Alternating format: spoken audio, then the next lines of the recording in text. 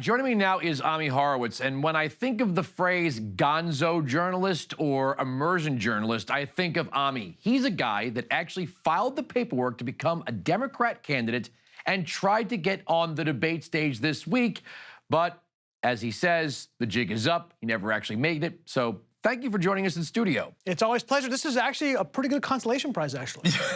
So you're not even really in life. Let's just get this out. Yeah. You're not really in life a Democrat. I'm not a Democrat or a Republican. I don't subscribe to party. You know, kind of my motto for the campaign was country over party, and I really believe that, honestly.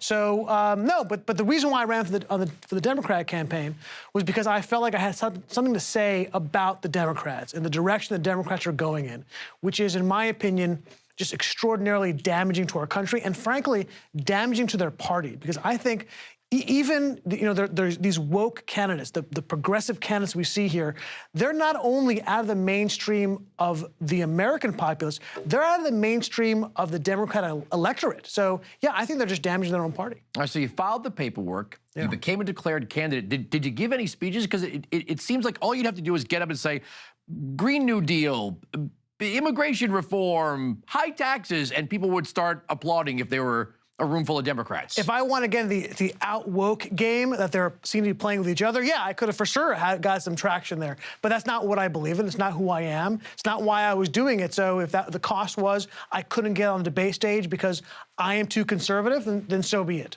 So what were some of were there any bizarre incidents or events since filing the paperwork? I mean, did you get a website, some staffers? Did you make pins? Did you go out and shake hands? No, we did. We had social media guy, lawyers, accountant. We had an entire team that we hired. I mean, it was actually an expensive proposition.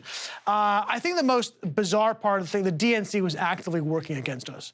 And I can say now the DNC actually had us kicked off the Democratic platform called Act Blue, which everybody is on. They wouldn't interview us. They wouldn't talk to us.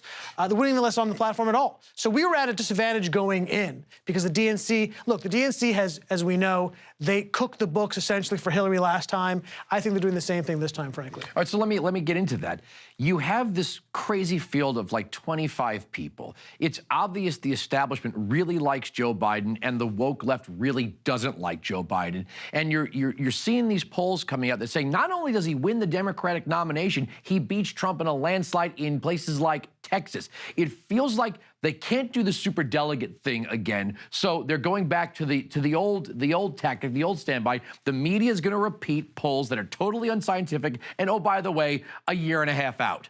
You think this is like the new DNC, that also they've changed their stripes? Of course, this is all backroom, cigar-filled smoke, places where they try to choose their candidate. It's the same thing that happened last time with Bernie and Hillary. They're doing the same thing now. They are deathly afraid, and rightly so, deathly afraid of one of the progressive candidates taking the nomination because they know they'll get destroyed by the president. So they are doing whatever they can to get Biden on. But the problem is Biden has an entire record. He has decades of a record, and he is facing that Democratic firing squad, and we all knew his best day was his first day, and that's proving to be the case. He is clearly slipping in the polls, and it frightens the Democratic establishment because they know they're going to have another 4 years of this president if they can't get somebody who could even come close to beating him. All right, so here's the big question.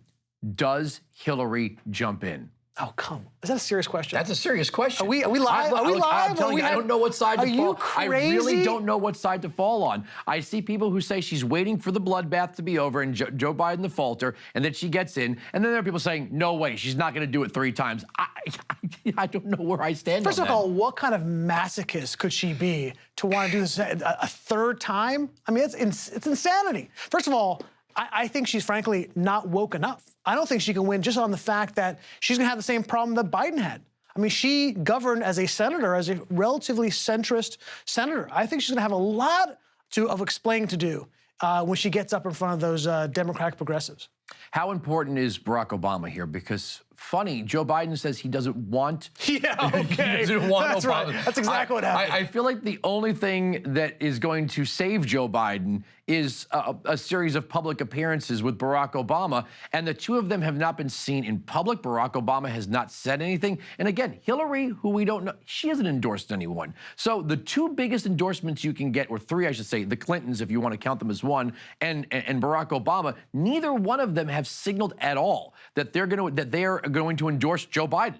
So I think Barack Obama will not endorse anybody, and I think Hillary Clinton will endorse something. I'm not sure who that's going to be, and that's kind of a wild card in this thing, but I don't think Barack Obama is going to endorse anybody. I think he's playing the role of, hey, I don't want to get into the mud because this is good. This is bad already. It's going to get way worse so we get toward the nomination. This is going to get ugly seriously fast here. And this whole, I know they initially said we're not going to attack each other. I mean, that's already gone by the wayside, but it is going to get really bad as we get closer to that nomination. When you look at this field, I mean, you have some, I remember thinking 16, 17 Republicans. Jim Gilmore got in at the last minute, 17. That was crazy. We had the main stage debate and what I was calling the kids' table debates. Now you have 10 on 10, and it's like a tournament bracket here. You have like, you have like debate stage 1, debate stage 2, and somebody's going to be voted off the island, and they're going to finally narrow it down. But what if? It's going to be like a WWF Battle Royale. It's a hell in a cell. What if Elizabeth Warren really shocks the world and moves ahead of Bernie and gets closer to Joe Biden? What if, for some reason, Kamala Harris breaks out? What if Hillary Clinton decides, you know what, I'm going to endorse one of the female candidates and I'm going to make appearances with her? Is there a potential that all of the things the party bosses are doing right now to kind of make sure it's Biden, it fails and it's someone else? I think chances are it will be somebody else. If you're going to take the bet, Biden or the field, it's a very smart bet, take the field. I think Biden has just too much baggage for the Democratic Party, and it's all kind of coming out. I think that and I think Warren actually is somebody who was a front runner, faltered. I mean, actually, I've never seen a bigger unforced error in politics the way she did when the president was able to kind of like troll her into coming out with this ridiculous, 23andMe bonanza for him. And but I think she's slowly and steadily kind of crawling back into this thing. And I think if there's anybody of that field who can kind of separate themselves, I don't think it's anybody else but Elizabeth Warren. And she loses. To the president? Yeah. I think she gets destroyed by the president. Yeah, because that debate's going to be, it's going to be brutal. I mean, look, you can't, and the reason why I was running in the first place was because I don't think people truly, look, most people, unlike us, are not obsessed with politics. They don't follow as closely as we do. I don't think most Americans understand how leftist and radical their policies are. I mean, Elizabeth Warren is talking about, I think it's fascinating. She wants to eliminate all school debt that we've had. Do you know who that benefits the most? The people who go to college are upper, middle class, and upper class, not the lower class, by percentage-wise. So who is that a give back to? It's a give back to wealthier people who took on this debt because they went to college. It's crazy. I don't think she understands that, but these are radical Pete Buttigieg, perfect example. Flavor of the month, I think he's kind of fallen off, but people looked at him as kind of this almost moderate candidate. This is a guy who not only has a full-throated endorsement of late-term abortion, he has called for removing Thomas Jefferson's names from institutions and buildings. These are radical beliefs, Andrew. Well, maybe if you have a second wave, you can get in with some of these crazy positions and get yourself on a debate stage later. Thanks for coming in studio. It's always a pleasure. Ami Horowitz, 2020 Democrat presidential candidate right here in studio, Blaze TV.